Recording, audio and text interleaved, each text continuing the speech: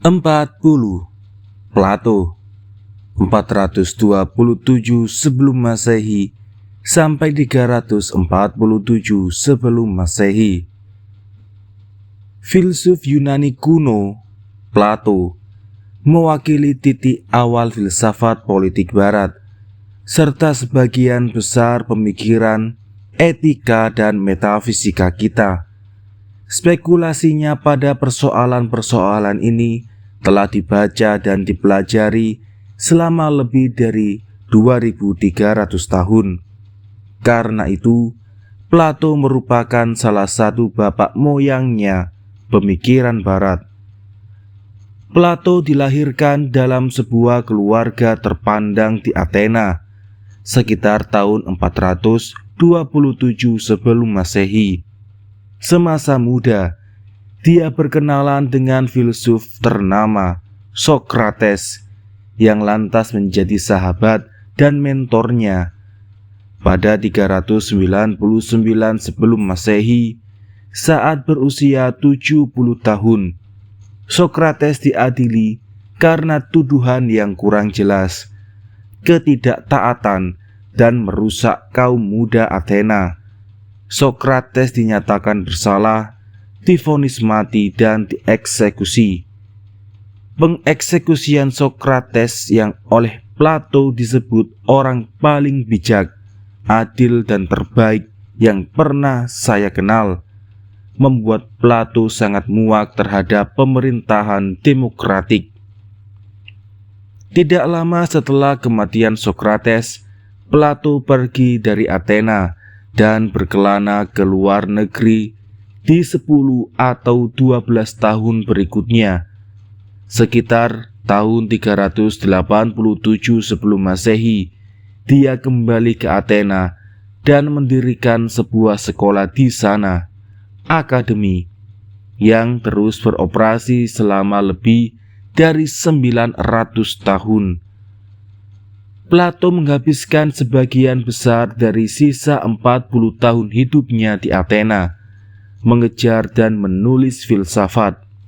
Murid paling terkenalnya adalah Aristoteles yang datang ke akademi ketika berusia 17 tahun dan Plato berusia 60 tahun. Plato wafat pada 347 sebelum Masehi di usia 80 tahun.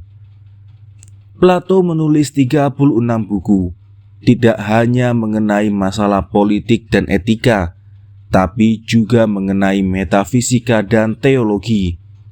Tentu tidak mungkin meringkaskan karya-karya ini dalam beberapa kalimat. Dengan resiko terlalu menyederhanakan pemikiran-pemikirannya, saya akan coba meringkaskan pemikiran politik utama yang dinyatakan dalam buku paling terkenalnya, Republik, yang mewakili konsepnya tentang sebuah masyarakat ideal.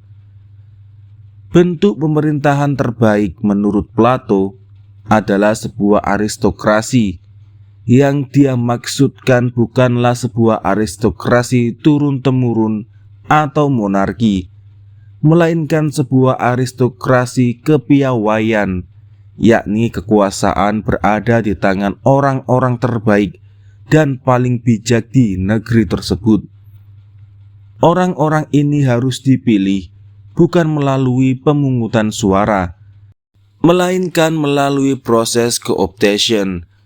Orang-orang yang sudah menjadi anggota kelas wali yang berkuasa harus memasukkan anggota tambahan ke dalam barisan mereka murni berdasarkan kepiawaian. Plato percaya bahwa semua orang, pria maupun wanita, harus diberikan peluang mendemonstrasikan kebugarannya agar dapat menjadi anggota kelas wali. Plato merupakan filsuf besar pertama dan satu-satunya untuk waktu yang lama yang menyarankan adanya kesetaraan kedua gender. Untuk menjamin kesetaraan peluang, Plato menyarankan pendidikan dan perawatan anak oleh negara.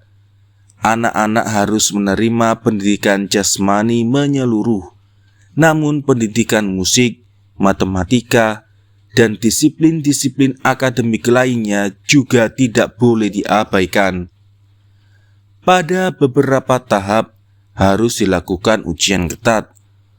Orang-orang yang kurang berhasil harus ditugaskan untuk menjalankan aktivitas ekonomi masyarakat. Sementara orang-orang yang lebih berhasil harus meneruskan pendidikan mereka. Pendidikan tambahan ini bukan hanya harus menyertakan mata pelajaran akademik, melainkan juga studi filsafat. Maksud Plato adalah studi tentang doktrin metafisikanya, soal bentuk-bentuk ideal. Pada usia 35 tahun, orang-orang yang telah menunjukkan penguasaan mereka atas prinsip-prinsip teoretis akan mendapatkan pendidikan tambahan selama 15 tahun lagi, yang akan terdiri dari pengalaman kerja praktik. Hanya orang-orang yang mampu menunjukkan penerapan teori ke kehidupan nyata yang akan diterima ke dalam kelas wali. Di samping itu, hanya mereka yang benar-benar menunjukkan minat pada tugas menjaga kesejahteraan publik yang akan menjadi wali.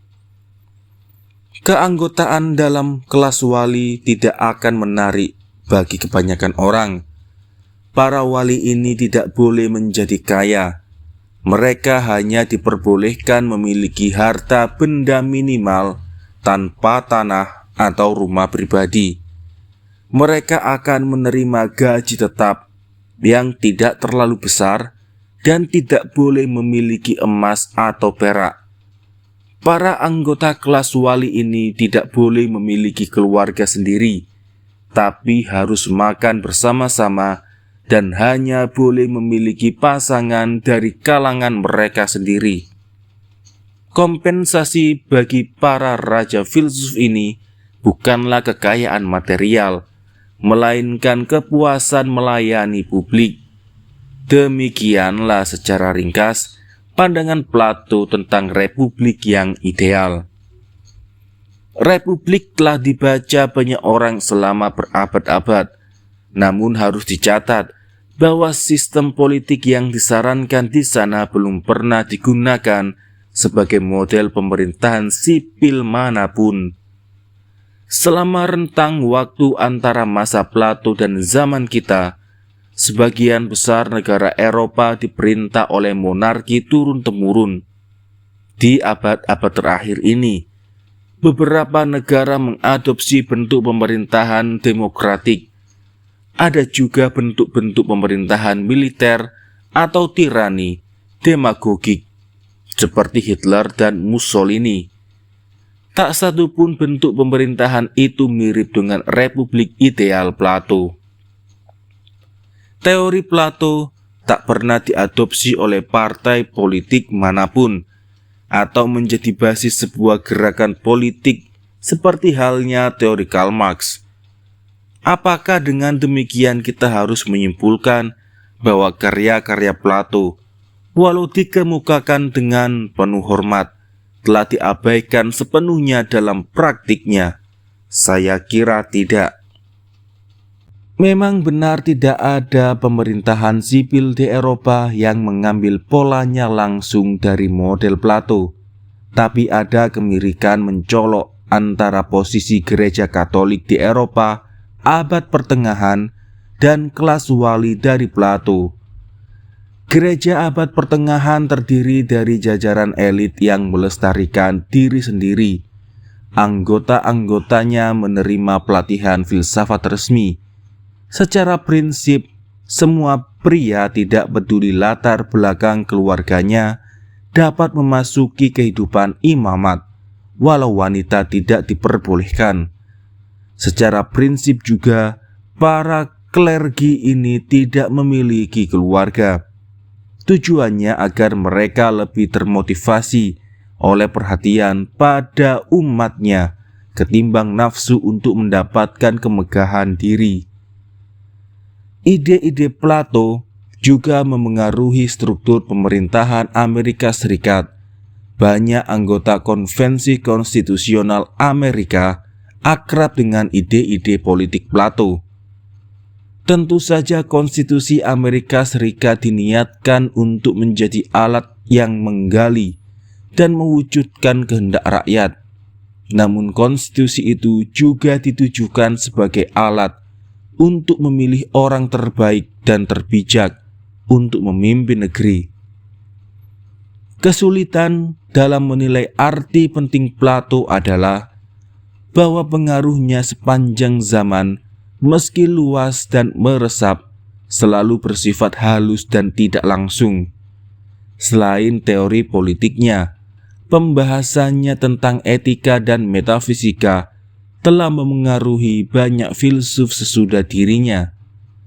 Jika Plato diberikan peringkat yang lebih rendah daripada Aristoteles dalam daftar ini, itu karena selain seorang filsuf, Aristoteles juga seorang ilmuwan terkemuka. Di pihak lain, Plato diberikan peringkat yang lebih tinggi daripada para pemikir seperti Thomas Jefferson dan Voltaire, karena tulisan-tulisan politik mereka hanya memengaruhi dunia selama 2 atau 3 abad, sedangkan pengaruh Plato bertahan lebih dari 23 abad.